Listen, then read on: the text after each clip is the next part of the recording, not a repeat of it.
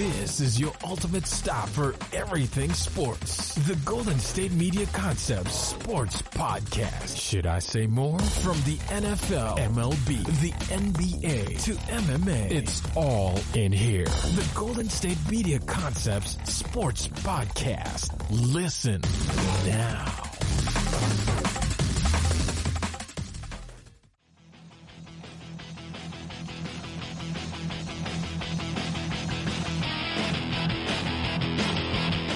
Hello, ladies and gentlemen, and welcome to the GSMC Sports Podcast, brought to you by the GSMC Podcasting Network. I'm your host today here on the Sunday edition of the show. My name is Josh Strickland. I'm your host today, and I apologize for missing out on Thursday's episode. Had some car issues, and that kind of took out my entire day and some money, but we have a decent show for you today. We're going to talk about the Angels, the Los Angeles Angels furloughing employees. We're going to talk about college football, getting more and more into reopening plans, more discussion about that.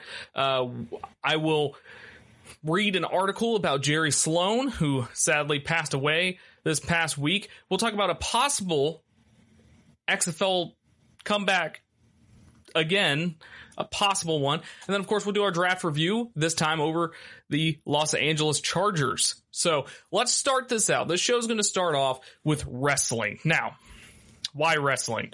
So last night was AEW's pay-per-view Double or Nothing. If you don't know what AEW is, that's fine. It is a brand new wrestling show, wrestling league, whatever you want to call it, federation, whatever. It stands for All Elite Wrestling. So this actually came about a year ago. This is actually an annual thing. This is the 1 year anniversary of the brand or whatever, because Double or Nothing was like their first pay-per-view, and now here's another Double or Nothing. It was a year later. So this was started by Cody Rhodes, who's the son of Dusty Rhodes. So if you know who Dusty Rhodes is, the American Dream, then you have some sort of semblance of what I'm talking about.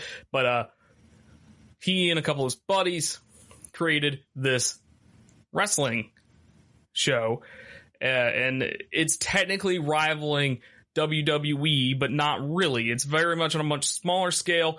They fixed some things that WWE has been doing wrong that a lot of people have been complaining about WWE. Like WWE, their camera work is kind of crazy. They zoom in and out a lot of times. The AEW just kind of keeps everything static. They have wins and losses matter in AEW. Like they have people's records. They have like a record, wins-loss record. They have rankings to determine who gets a championship shot and stuff like that. So it's kind of cool. They have minor differences, and they have really good, they have pretty good wrestlers. I personally do not watch it. I don't watch wrestling that much in general. I used to be a huge fan, but usually I just watch big events. So my dad, he was watching the lead up to this because they had like a promo thing on TNT. The show's on TNT on Wednesday nights or whatever. So my dad was watching like this promo thing that was on TNT, and it was for this pay-per-view that was last night. And it was like, it's got Mike Tyson, it's got Jake the Snake Roberts, and all this stuff. So my dad was like, okay, I'm going to buy it. It's like $40 to get it. So he buys it, and it was overall a pretty good show, but the main thing I want to talk about was the last match of the night. It was called a Stadium Stampede match. Now, you must be wondering, what is a Stadium Stampede match? I gotta tell you, I don't know, but it was called Stadium Stampede because the owner of AEW, the main person who invests in this company and gives his money and all that stuff, he is the son of the owner of the Jacksonville Jaguars. So the Stadium Stampede and most of this show was filmed in Jacksonville Jaguars Stadium. So the Stadium Stampede match, basically they put a wrestling ring on the 50-yard line of the Jacksonville Jaguars stadium. And then, so it's like a 5-on-5 match. First pinfall wins, which is, I think, is absurd for a 5-on-5 match, but that's beside the point. And they just go around the whole stadium, around the whole football field, around the whole stadium. They go into the club levels. They go into the pool that Jacksonville has up there. And this match was bonkers. And I just got to tell y'all, if you don't like wrestling at all, that's fine. But you have to watch this match. Like I don't know how you're going to watch it. You can probably find it somewhere. But this match was amazing. So I've talked about WrestleMania. I talked about WrestleMania a month ago, whatever. And I talked about the Undertaker's match, which was a pre-recorded thing, and it was pretty cool. It was like movie-like. Well, that's basically what this is. It's definitely pre-recorded. I think they filmed it the night before. So they definitely pre-recorded it, and it's just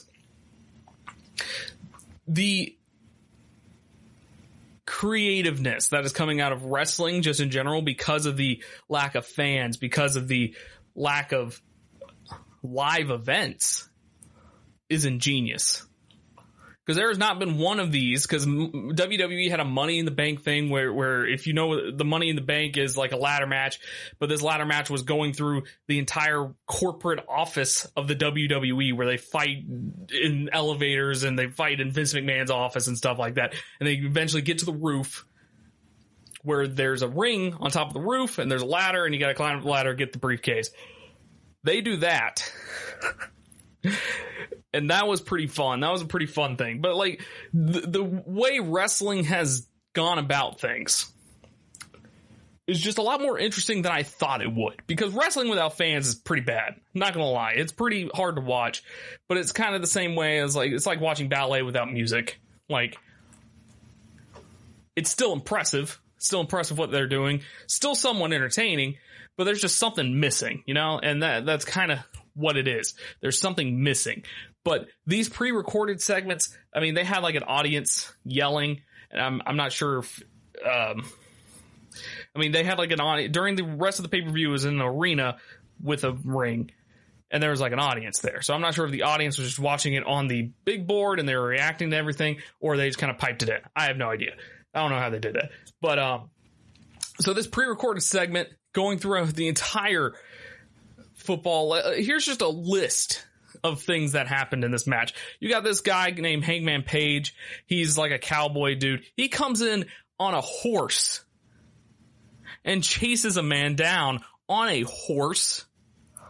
They go to the pool where two of the guys are attempting to drown Matt Hardy, but it turns Matt Hardy into different incarnations of himself, which he comes out with Matter of Fact, which is an old gimmick he had in WWE, which kind of took advantage of the internet with Matt Facts, which that's what that was called in the WWE, stuff like that.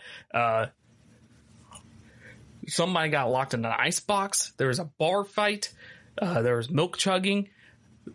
A man was suplexed for 100 yards. They just kept suplexing him for 100 yards. It called a touchdown after he reached the other end zone. Then he did a dance, got flagged for excessive celebration, which was hilarious. Chris Jericho challenged a pin call. Like, he pulled out a red challenge flag and threw it out. And then they actually reviewed the pin. Chris Jericho killing the Jacksonville Jaguars mascot. Oh, I'm sorry. There were the Jacksonville Jaguar cheerleaders and the mascot Jackson DeVille were all there. Chris Jericho elbows Jackson DeVille and knocks him out. There was a golf cart chase. It was insane. And then it ended off with another. You have to watch it, even if you don't like wrestling, even if you think wrestling is the dumbest thing. Well, watching this won't fix that. This is the stupidest thing I've ever watched, but it was the entertainment factor is amazing. the entertainment alone is amazing enough for people to watch it. So I highly recommend you watch this. I don't know how you're going to watch it, but I highly recommend anyone to watch this. It is just insane. There's a lot of football references. So if you like football, it'll be kind of funny. And them just wrestling throughout the entire football stadium in Jacksonville is just crazy. And I love it. And it was hilarious. And, as someone who doesn't really know the characters of AEW and stuff like that, it was just really fun to watch. Like, you don't need to know anything about these people to understand that this is just a plain entertainment thing. But anyways, when we come back, we're going to talk about something that's less entertaining. We're going to talk about the Angels furloughing some employees, some scouts, and we'll go in depth on that when we return. You really can't underestimate the importance of having the right creative work for your brand or your product. Whether it's a logo, a website, a book cover, or an ad campaign, you really need a quality design to make that big difference pop and deliver your overall engagement and success in a competitive market. That's where Design Crowd comes in. Design Crowd has over 750,000 designers from Sydney to San Francisco ready to help you with awesome creative ideas. They make crowdsourcing work for you. So if you need a logo or you're working on your creative branding, you can go to designcrowd.com and post a brief describing the design you need. And then within about 2 to 7 days, you'll receive up to over 100 different designs from designers around the world. Then you pick the best design and approve payment to the designer. So you're only paying for the design that you want. It takes a lot of the guesswork out of freelancing and out of crowdsourcing. And you don't have to be a huge company like Harvard Business School to use Design Crowd, although they have used it as well. You can start a project on Design Crowd for as little as $99. And if you go right now to designcrowd.com/health and wellness or enter the promo code health and wellness on their website, then our health and wellness listeners will receive up to $150 off of your design project. That's designcrowd.com/health and wellness or entering that promo code health and wellness.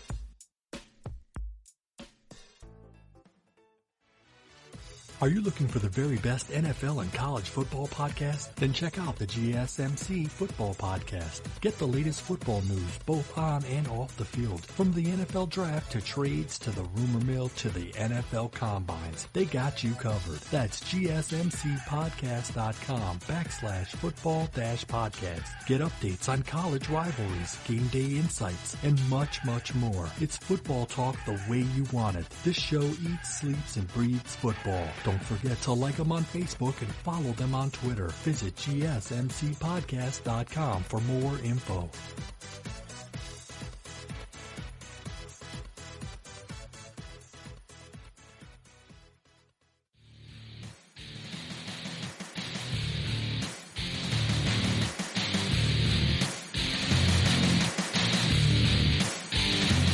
So, as everybody knows, we're going through coronavirus and we're without sports right now. Major League Baseball, they're in a huge situation right now where they're having arguments about about money with the players and stuff like that. Some sports, they're struggling with financials just in general because of loss of TV money. But baseball, their season should be in full swing at the moment, and they are definitely losing money opportunity from TV deals, stuff like that. So, of course, there are some teams that don't make as much money as other teams and stuff like that. And that could be an issue when it comes to financials. Now, a bunch of teams have mentioned, I know the Atlanta Braves mentioned that they're going to pay all their employees like normal, like there are games, like all the concessions and all the ushers and stuff like that. They're just going to pay them like normal. And stuff like that, which is good. I like seeing that, because these are $1 billion organizations. They should be able to afford to pay their employees for a couple months, even without these TV deals and stuff like that. But the Los Angeles Angels, they are going a completely different route, which is very interesting to think about because their owner is one of the richest owners, I believe, in the league. And the Angels aren't hemorrhaging money or anything like that. They are a high revenue club, but they've been furloughing employees. So as major league teams navigate the financial impact of COVID-19 pandemic, the Angels' approach is raising eyebrows throughout the industry. The high revenue club is furloughing employees more aggressively than most teams and weakening its amateur scouting department heading into the MLB draft. So effective June 1st, which is next Monday, 9 days before the draft begins, the Angels will furlough the area scouts who spent the past year evaluating draft eligible players in the United States, Canada, and Puerto Rico, sources said. So 17 such scouts are listed in the Angels 2020 media guide. Their furloughs were part of sweeping reductions in every division of the franchise's operation, except the major league coaching staff, but officials declined to reveal the exact percentage of non-playing employees who will be furloughed. Angels scouting director Matt Swanson will run the Angels draft, assisted by nine others listed in the media guide, 5 regional supervisors, and 4 cross-checkers who provide second opinions on players area scouts evaluate. So those 9 employees will also be furloughed, but not until June 16th. So this reduction in manpower, even if only temporary, runs counter to the Angels' emphasis on rebuilding their farm system under general manager Billy Epler, who took over in October of 2015. So their farm system went from an abysmal number 30 ranking in 2016 to 12th in 2019. They fell down to 16 this past spring, but I mean, that's better than 30. Team spokesperson said that we are confident that the Angels have the information and personnel to have a successful draft. Area scouts, however, are among the lowest paid baseball operations employees, generally earning between $40,000 and $100,000 annually and working almost year round, unlike, say, minor league coaches who are mostly off during the off season. The salaries of Angels area scouts are not known, but if they earn, say, an average of $75,000, the savings for not keeping them 2 weeks longer would be less than $50,000, which is a relative pittance considering the assistance these scouts might provide before and during the MLB draft. So as we mentioned before, the 2020 MLB draft will only consist of 5 rounds, down from 40 as a result of the sport's shutdown. So most high school and college teams have not played in more than 2 months. Most scouts have already filed their reports on prospective draftees. Some teams also rely less on scouts, placing greater emphasis on data and high-speed video, which is the new technology curve here in the MLB. Still, the relationships area scouts form with players and their families can help teams determine the signability of players before and during the draft and help in the recruitment of undrafted players. So teams can sign an unlimited number of those players this year for $20,000 each, yet Angels area scouts will be unable to contact them. So the Angels will donate $1 million to Angels Employees Assistance Fund to provide grants for their furloughed employees. So this is kind of try to curb the public response here. These workers will continue to receive benefits through the end of the year. So that's nice to know. They still receive benefits even though they're furloughed. The only employees taking pay cuts are senior level officials, sources said. So other teams, including several in seemingly weaker financial positions than the Angels, are making greater commitments to keeping staffers employed. So the Phillies, for instance, they announced they will retain all their employees through October. The Giants and Blue Jays made the same pledge through October 1st. The Brewers ensured their baseball operations staff will stay intact for the entire season. Then you head over, you got the Twins, Cardinals, and White Sox. They're retaining all their employees through June 30th. The Pirates are holding off on furloughs and baseball operations for the foreseeable future. You got the Tigers and Rockies. They've signaled that they continue paying staffers for as long as possible without setting specific end dates.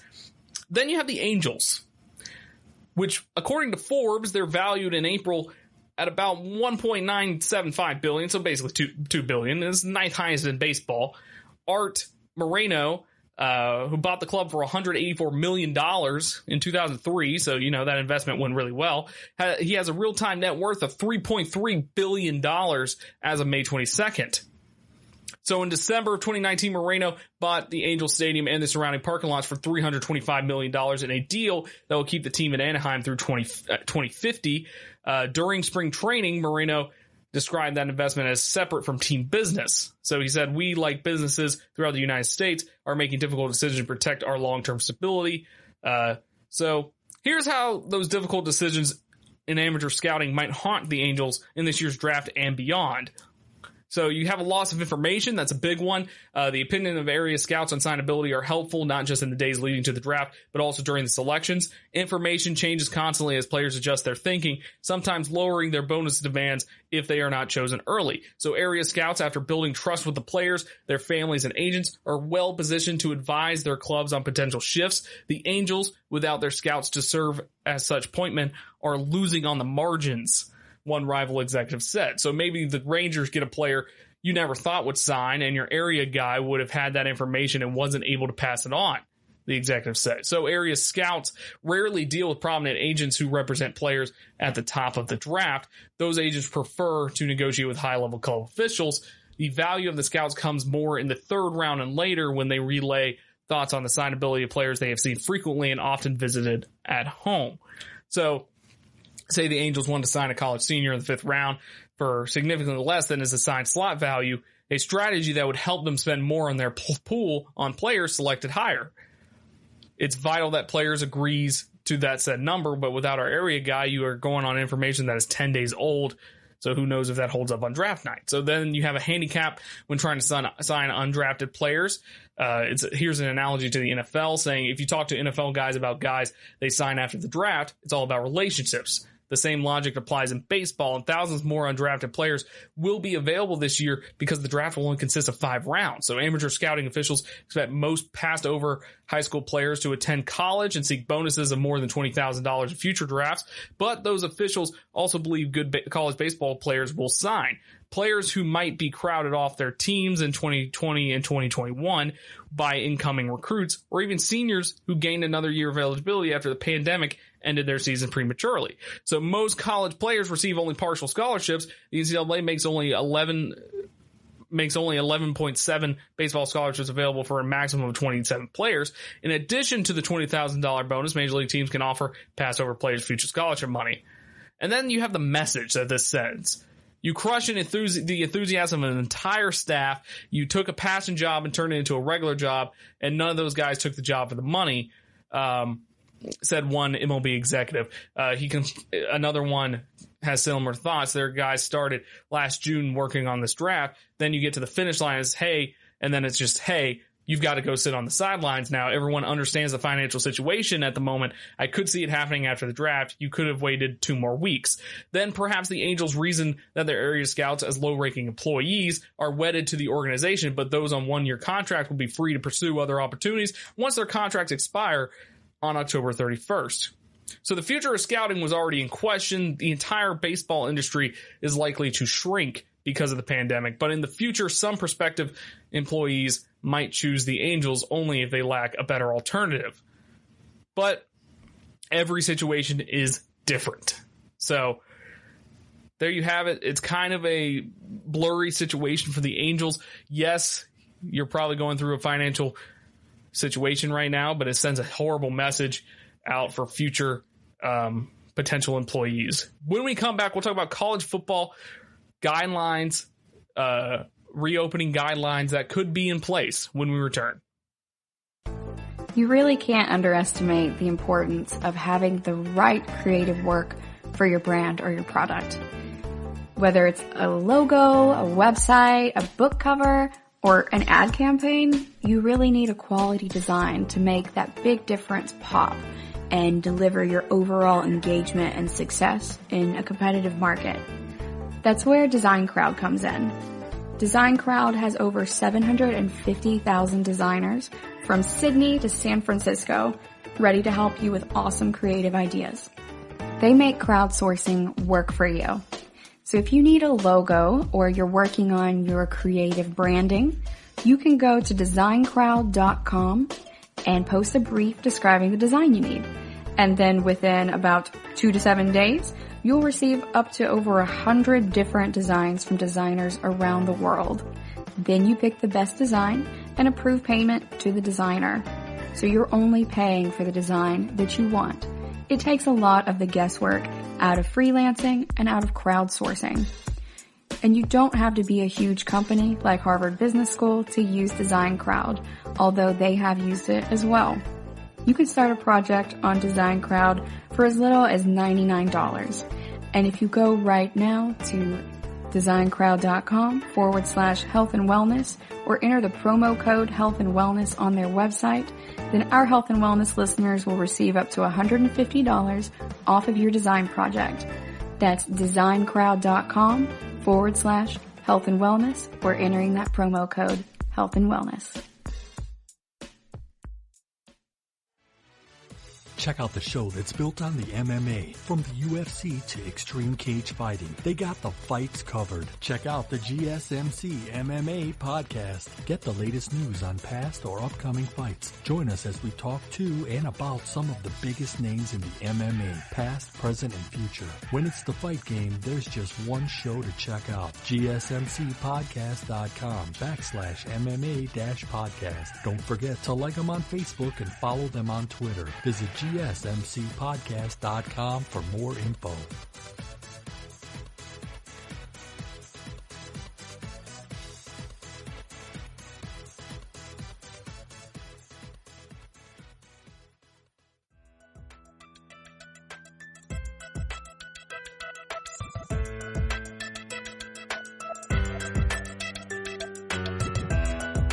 So more and more rumors are starting to come, and now we're actually getting solid plans in place and guidelines in place for college football to make a comeback. So we've discussed it before. What are some things that need to happen for college football to come back? And that means 6 weeks, at least 6 weeks, to prepare for the football season. You have 2 weeks of workouts and then 4 weeks of fall camp and stuff like that. So we've gone through what needs to happen. Now we need to go through what can happen, and that's pretty much where we're at right now. College football is reopening. Some colleges are opening up their doors June 1st, allowing teams to come back and work out, be in groups, in small groups, where only these groups can be in the facility at one time, and then everything needs to get cleaned down, and then another group can come. We've discussed temperatures and stuff like that, taking temperature before they enter the building, stuff like that. So college football players have spent 9 weeks. College football in general has spent 9 weeks in purgatory, grappling with the uncertainty about the sport that serves as a lifeblood for their entire enterprise. So would there be a season, and when would it start? People have said we don't know yet. They said they're hopeful, they're staying optimistic. I've always said it was just way too early to make a decision when these talks started in March. It's still a little too early, but as I've mentioned before, you do need a certain amount of time to set up, to get everything ready and set up for the season. And that's the main issue here. We are quickly approaching, because days are no longer a thing anymore here in this quarantine, in this coronavirus world. But for whatever reason, in this 4th week of May, college sports leaders decided that they were done with the coronavirus. On Wednesday, the NCAA announced it would let its moratorium on on-campus athletic activities expire on May 31st, and off everybody went. Wyoming announced it would allow football players to return on campus for voluntary workouts June 1st. Ohio State said June 8th. Louisville said, what are you guys waiting for? We're starting up next Wednesday. Then Friday brought the most significant announcement yet. The SEC will allow its teams to reopen facilities to players on June 8th. Later Friday, the Big 12 Board of Directors approved its football players to return June 15th, and athletes in other sports to return July 1st or 15th. So all of these have been viewed as extremely encouraging signs that college football could start on time come August 29th. That prospect seemed far more tenuous for the first couple of months of this COVID-19 sports shutdown. Heck, only a week earlier, on May 14th, Lincoln Riley, Oklahoma head coach Lincoln Riley, dismissed talk around the SEC of a possible June 1st return as one of the most ridiculous things he's ever heard. And it hardly seemed like a hot take. bring them back at the right time when we're as prepared and know as much about this as we possibly can, he said. Then 6 days later, a whole bunch of schools and conferences proclaimed they were in fact prepared. The announcements of June return dates started rolling in with assurances that all the necessary precautions are being taken. Noting that gyms and fitness centers are now reopening in his state, Ohio State AD Gene Smith said, "We feel that the facilities that we have with the protocols that we can put in place relative to symptom checks and cleanliness and all those types of things is the best protective environment." It's all very exciting. It's one small step closer to normal for the sports coaches and players. But the question needs to be asked, are we sure these guys really know what they're doing? No one in college sports has ever had to figure out how to safely conduct a sport amongst a global pandemic, except I guess the 1919 Spanish flu that I've seen plenty of pictures of, like Georgia Tech playing in it and people wearing masks in the stands and stuff like that. But no one in the modern age of college sports has ever had to figure out something like this. Many of its leaders have a hard enough time with far less consequential matters. These are, after all, much of the same roster of commissioners, presidents, and athletic directors who took 16 years to figure out how to hold a 4-team playoff and spent an entire year debating the evils of satellite camps. And don't get them started on name, image, and likeness. We're talking a decade's worth of lobbying fees and billable hours after letting a point guard conduct an autograph signing. Now they are tasked with figuring out how to preserve the estimated $4 billion at stake if they can't hold a football season, while simultaneously protecting 150 or so players, coaches, and support staffers from a once-in-a-century virus that has claimed the lives of nearly 100,000 Americans in the span of 2 months. In returning to work before the rest of the campus, coaches and players essentially become guinea pigs in a massive experiment with serious health ramifications, if I could talk. If only athletes are on campus, it would not feel like our health is a priority, one player said in the Athletics Anonymous survey, which we will talk about that, I believe, either on Tuesday or Thursday. I already have that. We'll talk about that on Tuesday. We'll talk about the anonymous survey on Tuesday. With adequate testing available, I am not worried about the return to campus. My biggest concern is what will happen if and when a player tests positive, which is a huge issue that needs to be taken care of in some shape or form. So on the one hand, most athletic departments have tremendous resources to aid them in the weeks and months to come. They have their own trainers and doctors. They are connected to colleges and universities, many of whom have medical schools and professors who study these matters for a living. And they'll likely have the benefit of watching Major League Baseball, the NBA, and possibly the NFL start back up first, and they can learn from those experiences. But they're also dealing with a highly unpredictable virus that even the world's leading epidemiologists, I have no idea if I said that right, haven't remotely grasped yet. Is it going away this summer? Is it coming back this fall? Nobody knows. And who are they supposed to be taking their cues from? The president? Their governor? Local health officials? It's confusing enough for the average person just trying to figure out whether it's safe to go back to Home Depot, which in my neck of the woods, it's never not been safe to go to Home Depot, apparently, because everyone wants to go to freaking Home Depot for some reason. During this pandemic, everyone's trying to go to Home Depot. Seriously, the Home Depot in my town has been packed for the past 2 months, and I have no idea why. Anyways, just a quick thing. So there have been encouraging signs. Louisville put out a plan Thursday that involves players returning in 3 waves, spread out over 6 weeks. Each will quarantine for 12 days, getting tested for COVID-19 halfway through before beginning any workouts. Limited numbers will be allowed in the weight room at the same time. Masks will be worn. It all seems reasonable, with Kentucky reopening businesses this week, and the city of Louisville's daily number of new cases is declining sharply. But then you see a comment like this one Thursday from Missouri AD Jim Sturk on the Paul Feinbaum show. We've had advice that the best way to handle this is to do all those preventative measures like mask, sterilization, and temperature screening. If there are symptoms, then you test. At this point in time, we're not going to be testing everyone as they come in. Sure enough, the SEC's recommended protocols released on Friday specify testing only for symptomatic team members. So far be it from us to question the SEC's medical experts, but the ability to test asymptomatic people is essential to preventing outbreaks. So players or staffers who test positive can be isolated quickly. Dr. Fauci has said in numerous interviews that the biggest key to sports returning is the capacity to test every team member regularly. Major League Baseball's return to play plan released last week includes testing everyone multiple times per week.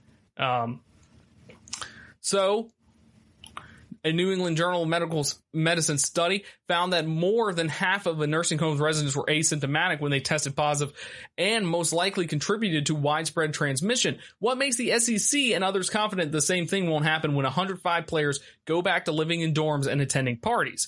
Yes, they're younger and far less at risk, but they'll be interacting daily with older coaches, older staff members, older employees, some possibly with underlying conditions. But of course, someone's got to pay for all those tests, which might simply not be possible. Sturck cited a figure of $65 per test multiplied by that $150, even twice a week. That's about $500,000 between now and the end of the season.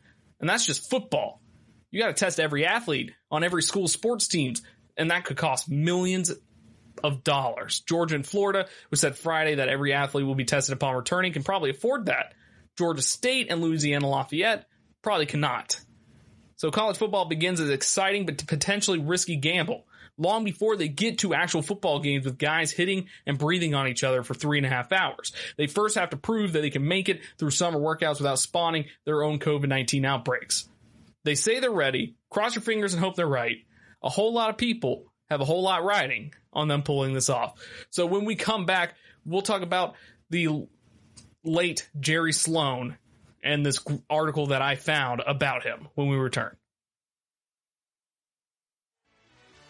Are you looking for help for your fantasy football team? Check out the GSMC Fantasy Football Podcast. Get today's best advice on who to start, who to sit, even who you should draft. From sleeper picks to red hot lineups, they got it all covered for you. That's GSMCpodcast.com/fantasy-football-podcast. We'll cover traditional leagues, dynasty, PPR, even IDP leagues. When you need fantasy help, there's just one show to hit up. Don't forget to like them on Facebook and follow them on Twitter. Visit GSMCpodcast.com for more info.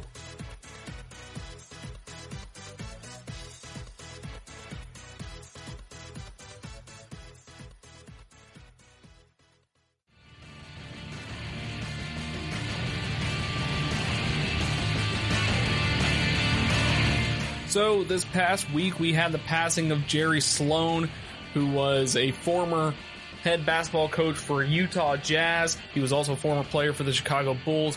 He was recently shown in the Michael Jordan documentary, The Last Dance, because he was the coach of the Utah Jazz. And then they were a big part of the last couple of episodes there. So I found this great article on The Athletic. It's by Christopher Kamrani. It's pretty much an obituary, but it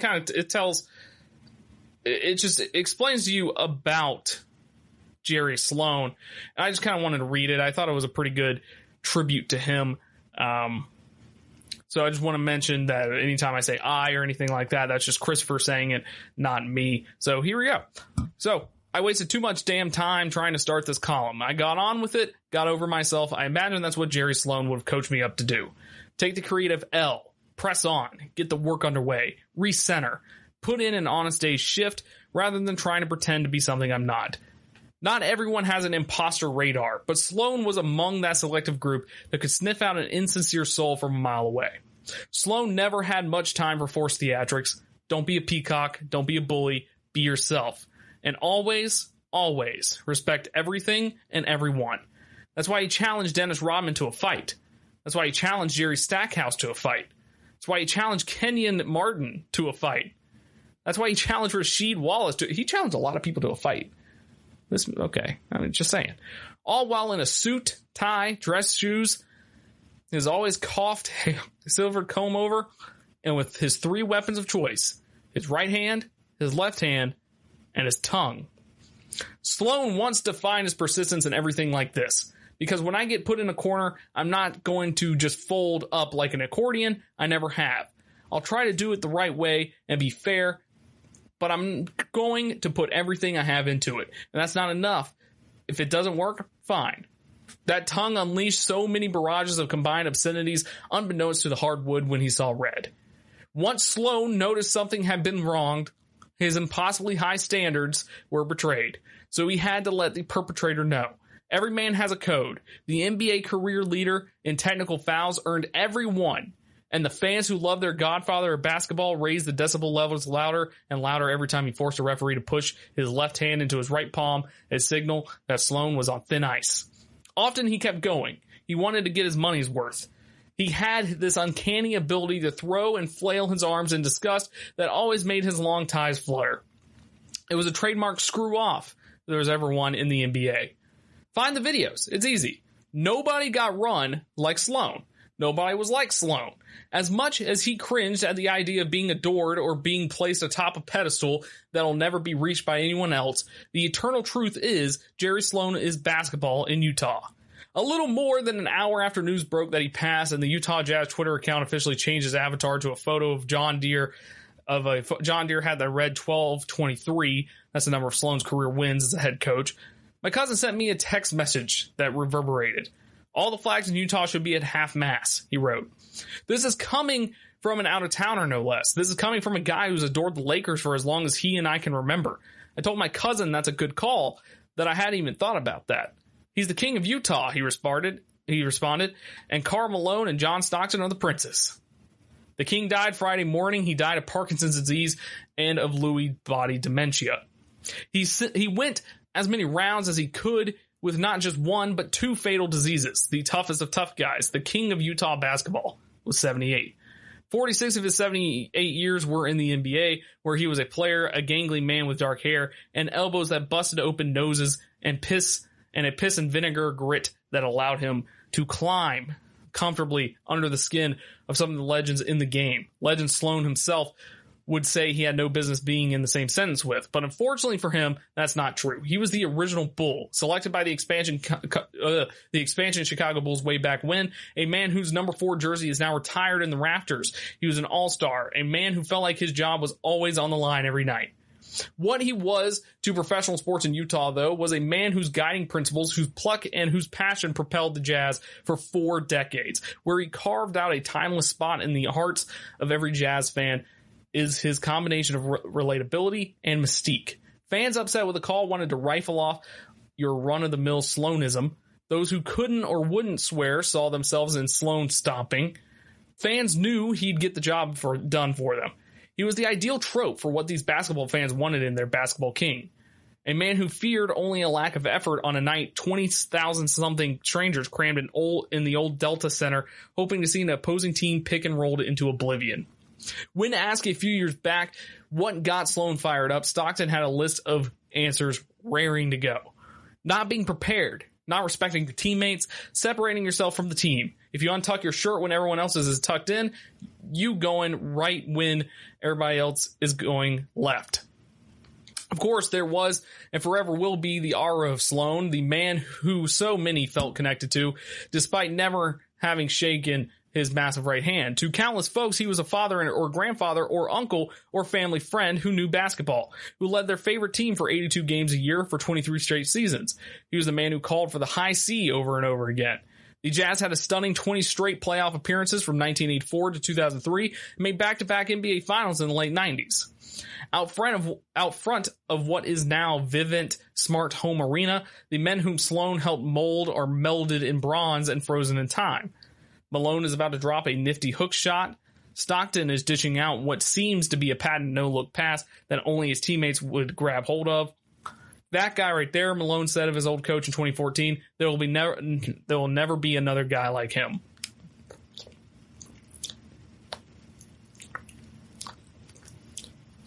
They're here together every minute of every day, these princes of Utah professional basketball.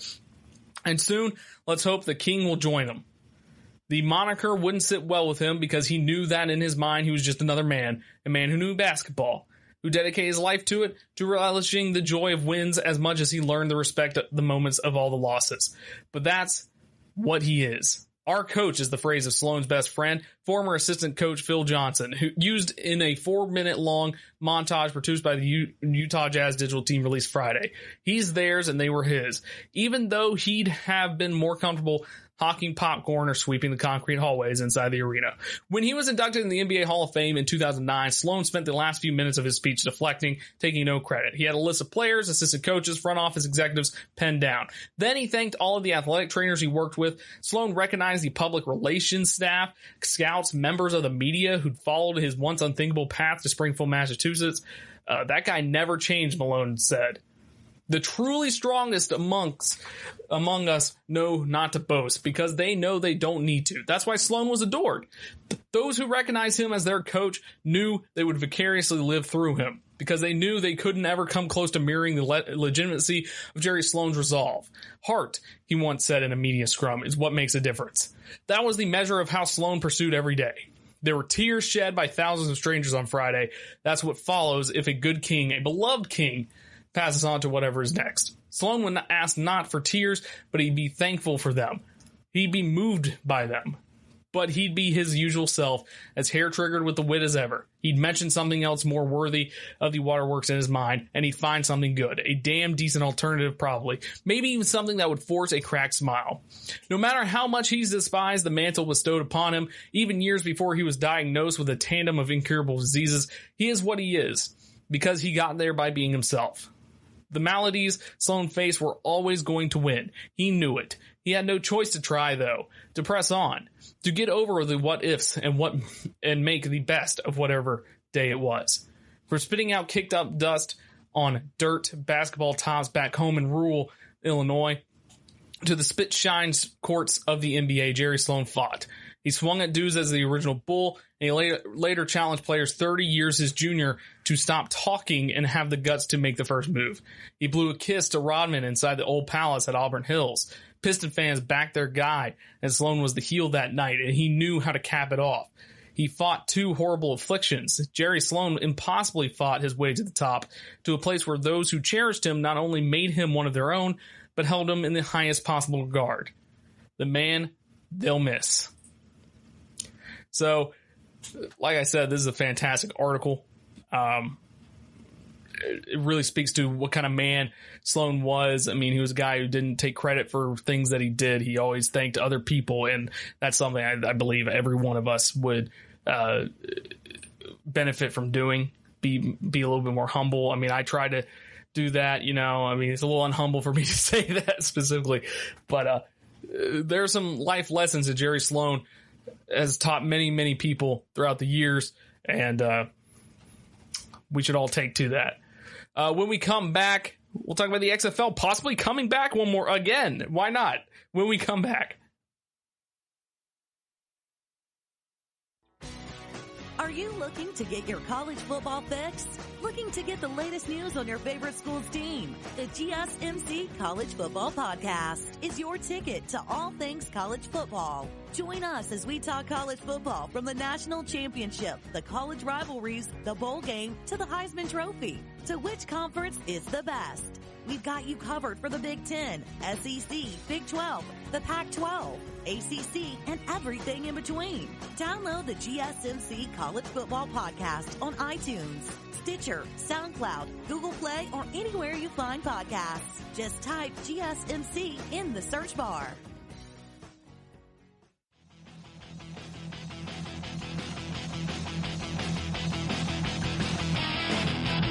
Could the XFL come back again?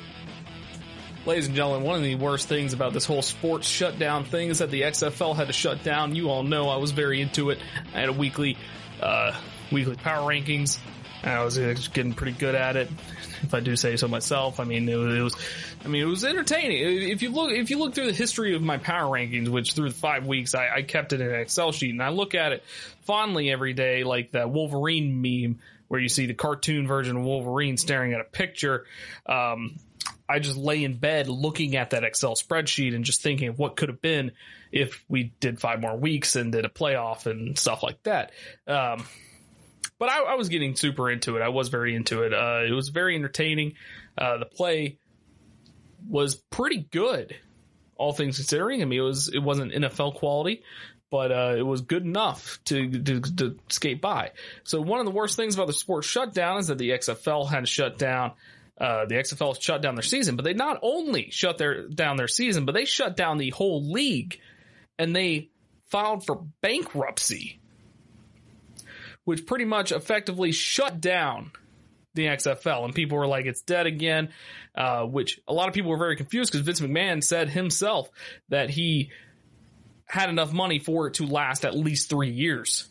And here we are halfway through one season. And I understand coronavirus kind of ruined everything there, but it's kind of strange that he said that it can last 3 seasons, but then as soon as a pandemic happens, it kind of all changed. Now, of course, they're probably saying they probably did all this to, say that the COVID-19 did it, but it's very interesting. So Vince McMahon might be trying to buy back his own XFL out of Delaware bankruptcy court. XFL creditors seem to think so, and sources said XFL president Jeffrey Pollock has called venues in St. Louis and Seattle about reinstating the release agreements. So the XFL, which was 80% owned by McMahon through Alpha Entertainment and 20% by his WWE empire, launched February 7th, and it lasted 5 weeks before shutting down because of the COVID-19 pandemic. So the league shut down for good April 10th and filed Chapter 11 bankruptcy 3 days later. But was that just a cutthroat finance ploy by McMahon to ride out the pandemic and result in economic turmoil without paying the cost of operating the league? That's what was asked by one former team official who passed on the tips about Seattle and St. Louis. A representative for Visit St. Louis, which oversees the Dome at America Center where Battlehawks played, confirmed Pollock had reached out about the lease. When asked about the possibility McMahon may have filed for Chapter 11 protection to restart the league, a spokesman hired by the XFL wrote an email that the response to this filing will speak for itself. But a committee of unsecured creditors had plenty to say Tuesday in a series of court filings. Objecting to Alpha Entertainment's proposal to pay $3.5 million in season ticket refunds, the committee wrote, "This is an unnecessary expenditure designed to buttress the debtor's argument, and an abbreviated sales process is required and is being sought to further the efforts of the debtor's controlling equity holder / secured lender, Vince McMahon, to acquire the debtor at a fire sale price. The debtor cannot possibly know at this time whether issuing refunds to season ticket holders will preserve the value of the debtor's estate or benefit any creditor other than possibly McMahon." So in other words, the only reason to pay season ticket holders for games they didn't get would be to ensure goodwill to McMahon for if and when he returns with the XFL. The season ticket holders are unsecured creditors, so the chances they get paid in an orderly liquidation would be remote. The committee also questioned why XFL headquarters is still open and executives like Pollock are still drawing salaries. So any cash restraints on the debtor are solely the result of unnecessary and unwarranted expenditures by the debtor designed to placate the desires of McMahon, such as payment in ticket refunds to unsecured creditors by an estate that allegedly may become administratively insolvent, retention of the debtor's headquarters in Stamford, Connecticut, which is across the street from the headquarters of McMahon's principal asset, World Wrestling Entertainment. Employees in that locale draw on excessive and compensation rates who are not needed for an enterprise that has shut down, and a bloated cost-sharing arrangement with the WWE that has yet to be explained for unspecified finance and accounting services. The committee wrote, "The bid procedures are designed to ensure that McMahon can acquire the debtor at a fire sale price, with third parties having little or no meaningful opportunity to do the diligence required to ensure a fair process." So unlike the bankrupt Alliance of American Football, the XFL arguably has an intriguing intellectual property assets. The XFL spent over a year developing new rules, many of which, like the kickoff and punt, were so well received some asked if the NFL would adopt them. Even the ball was unique to the XFL. And in certain markets like St. Louis and Seattle, the crowds were thick and fan passion evident. A remarkable feat for a new league. The teams in markets like New York and Tampa, Florida struggled, and there was talk of relocating those teams. But many XFL markets fared well. So when the XFL shut down, it had more than 400 employees, including players, many highly paid. Dallas head coach Bob Stoops had a 2-year, $2 million contract, and team presidents were earning an annual salary in the mid six figures. The employees only redress is filing claims in bankruptcy court other than former Commissioner Oliver Luck, because McMahon guaranteed Luck's pay. He is suing McMahon for $23.8 million in federal court. So basically what is potentially happening here is that they filed bankruptcy so they wouldn't have to pay operating costs. And then they're just going to buy the league back when COVID-19 blows over. I have seen some things that some people in St. Louis were called about renewing season tickets for the XFL, for the Battlehawks. I have seen stuff like that from people in Seattle. So this could be a possibility. Now, the real question is, would you watch the XFL if it came back for the third time? Would you watch it? And this is going to be different than when it came back for the second time. When it came back earlier this year, it'll be a little different, obviously, because it's just a strange situation just in general. This could be a massive, just big brain move by Vince McMahon and the XFL. Could be a big brain move. It could backfire, of course, because it could not work. But this is a big brain move, and they're at least going to try it. That's basically what this article is talking about. Is basically what they could be doing. I, of course, will watch it.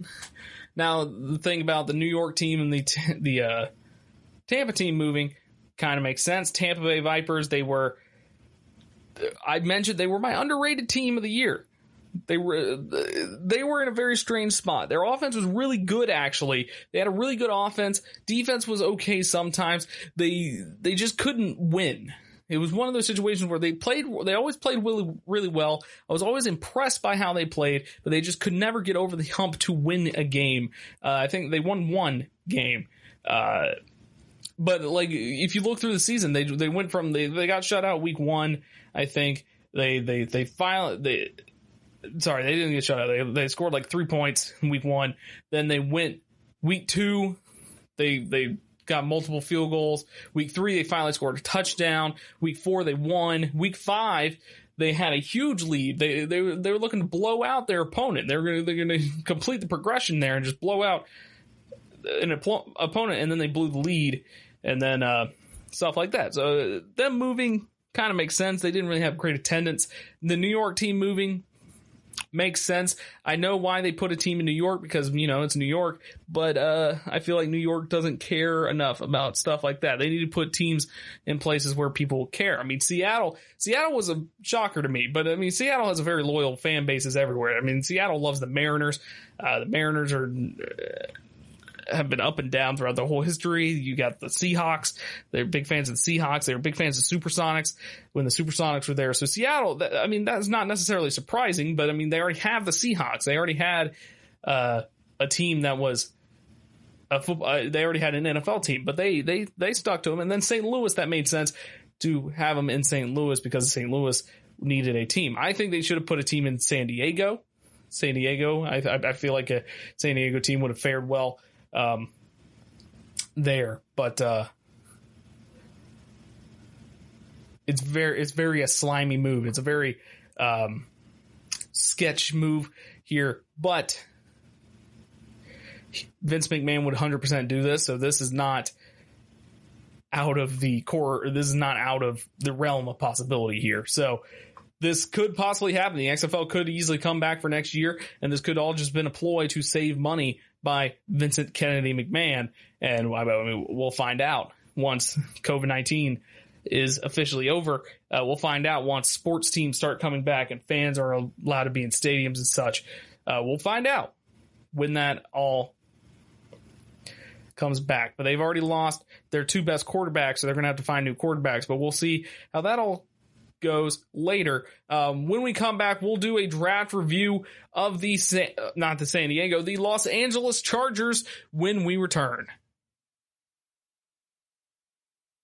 Check out the show built around the women of MMA. From the UFC, Invicta FC, Bellator, and one championship. We got the fights covered. It's the Golden State Media Concepts Women's MMA Podcast. The latest news of upcoming fights, discussions of previous matches. Join us as we talk to and about the biggest names in women's mixed martial arts. Past, present, and future. When it's the women's fight game, you know where to listen to. The Golden State Media Concepts Women's MMA Podcast.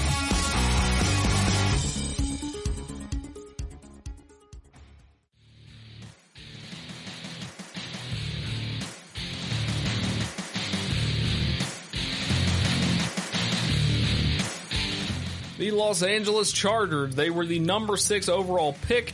They were rumored to get Justin Herbert or Tua if the Dolphins took Herbert. They were going to get a quarterback with this number 1, their first round pick. They were going to get a quarterback no matter what. I mean, they were going to get a quarterback. But one way or another, the 2020 NFL draft marks the beginning of a new era for the Los Angeles Chargers. The franchise entered this first draft after parting ways with longtime starting quarterback Phillip Rivers in need of a long-term solution at the quarterback position.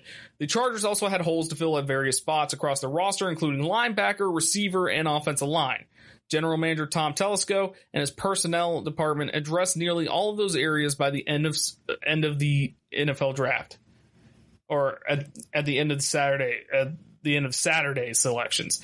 Grading, so we're gonna assess these picks. Prospects routinely overachieve or fail to reach expectations, of course. So some of these could change.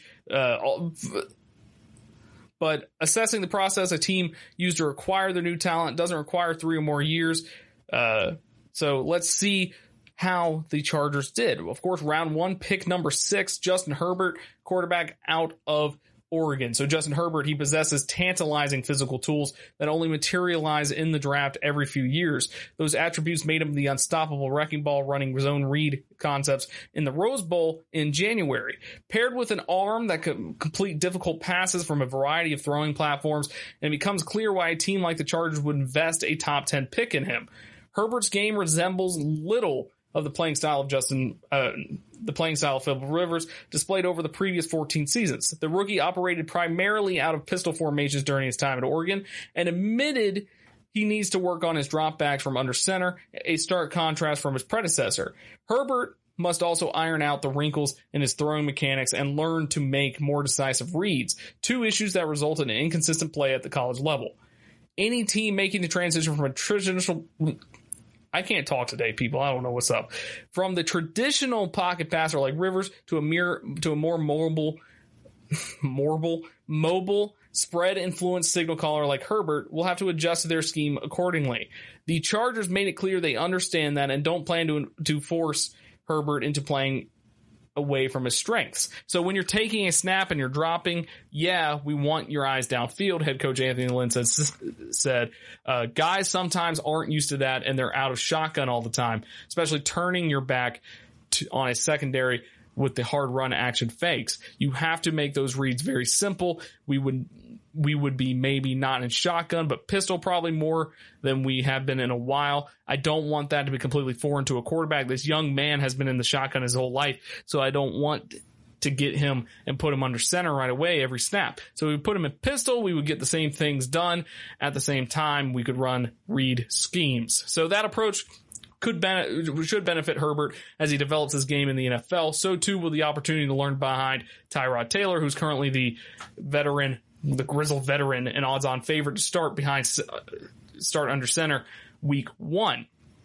Chargers will allow Herbert to ascend to the top of the depth chart if he earns it, but they won't force him onto the field prematurely. That plan, along with the talented offensive supporting cast, will give Herbert the best chance to grow into a franchise quarterback. In the terms of acquisition cost, the number 6 overall pick represents a massive resource. However, other teams tried hard during the pre-draft process to bait the Chargers into trading up for Herbert. It matters that they saw through the smoke screens, waited patiently, and landed the quarterback they wanted all along. Their next pick, they had another first-round pick.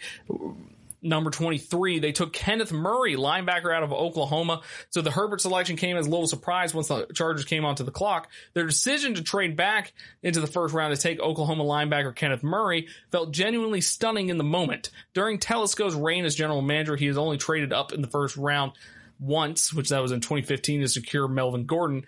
The deal to land Murray also marked the first time the team drafted two players in the same first round in 15 years.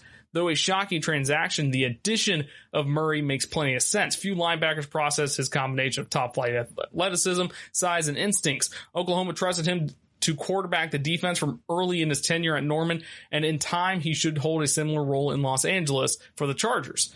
So the Chargers entered a draft with capable linebackers. They had Denzel Perryman, who returns this season on a restructured deal. You have Drew Tranquil, became a regular on defense over the course of his rookie year.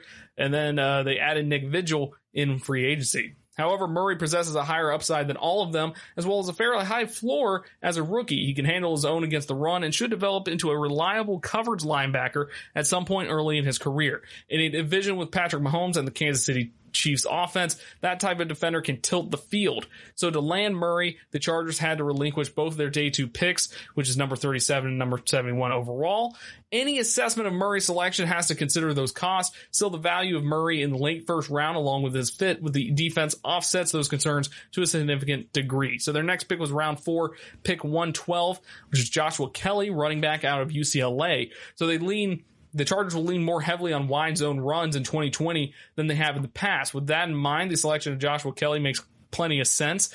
Kelly demolished Pac-12 defenses on outside zone runs during his 2 seasons at UCLA, making him easy to project into LA's offense. Kelly will have to battle for playing time at least early in his career. You have Austin Eckler, who assumes the mantle as lead back after signing a 4-year, $24.5 million deal the same offseason in which Gordon departed from free agency. Meanwhile, the Chargers remain high on Justin Jackson, who performed very well in 2019 before injuries intervened. Still, Kelly fits the Chargers' plans and didn't cost an early draft pick. Round 5, pick 151, Joe Reed, wide receiver out of Virginia. So in recent years, the NFL's smartest offensive lines have targeted wideouts with explosive burst and the ability to break tackles and create yards after the catch. Several such weapons went in the early rounds of the 2020 draft. You had CeeDee Lamb, Brandon Ayuk, and Laviska Shenault. Though, like those players, Joe Reed has the build of a running back. He's 6 foot, 224 pounds, and the ability to generate big plays from all across the formation. Virginia used him as a boundary receiver on jet motion, lined up in the backfield and beside the offensive tackles. Reed doesn't play up to his timed speed. He's got a 4.47 in a 40-yard dash, but he doesn't lack for juice. For a prospect taken outside the top 50, he represents tremendous value. Next up, you have round 6. Pick 186, Alohi Gilman, DB from Notre Dame. The Chargers cannot assemble a draft class without selecting at least one Notre Dame alumnus. So Gilman became the latest pick to emerge from South Bend Pipeline to Los Angeles, and he offers plenty of value in an area the Chargers need help, which is special teams. The team let Adrian Phillips, Nick Zubnar, and Derek Watt and other key special teams contributors walk this offseason and did not adequately replace them in free agency. So Gilman, whom Lynn compared to Phillips Saturday, could step in right away on kickoff and punt coverage as he develops as a safety. Then here's the last pick. Round 7, pick 220, KJ Hill, wide receiver from Ohio State. Widely expected to come off the board in the middle rounds, Ohio State wideout KJ Hill lingered until the final moments of the draft. That slide likely stemmed from multiple injuries he suffered in college, at least one which resulted in surgery, as well as poor athletic testing during the scouting combine. Still, Hill enters the league already developed as a route runner with strong, reliable hands. He has the potential to become a useful receiver in the slot, an area of need for the Chargers. He'll need a strong training camp and preseason to make the roster, but he offers plenty of value for a 7th round pick. So overall, Chargers, they filled some needs. They needed receivers, and they needed a quarterback first and foremost, and they got their guy in Justin Herbert, I really like Justin Herbert, in my opinion. Of course, I didn't expect Joe Burrow to emerge as he did, but Justin Herbert was always my number 2 guy.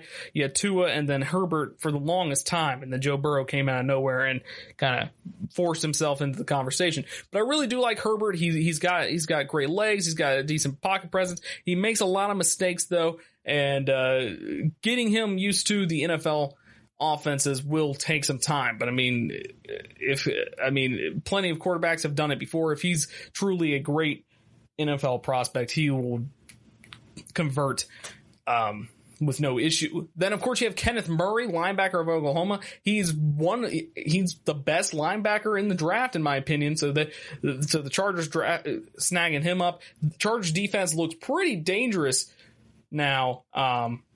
Their offense looks pretty good as well. They have the tandem wide receivers there in LA.